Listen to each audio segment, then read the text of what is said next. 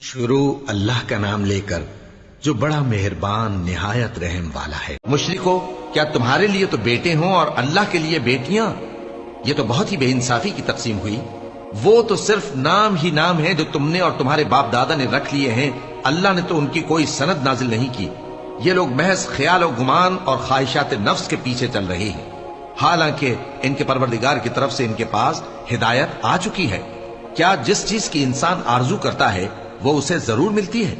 سو آخرت اور دنیا تو اللہ ہی کے ہاتھ میں ہے، اور آسمانوں میں بہت سے فرشتے ہیں جن کی سفارش کچھ بھی فائدہ نہیں دیتی مگر اس وقت کہ اللہ جس کے لیے چاہے اجازت بخشے اور سفارش پسند بھی کرے۔ جو لوگ آخرت پر ایمان نہیں لاتے وہ فرشتوں کو لڑکیوں کے نام سے موسوم کرتے ہیں، حالانکہ ان کو اس کی کچھ خبر نہیں۔ وہ صرف خیال و گمان پر چلتے ہیں، جبکہ خیال و گمان حق کے مقابلے میں کچھ کام نہیں آتا۔ تو جو ہماری یاد سے روح گردانی کرے اور صرف دنیا ہی کی زندگی کا خواہاں ہو، اس سے تم بھی منہ پھیر لو۔ ان کے علم کی یہی انتہا ہے۔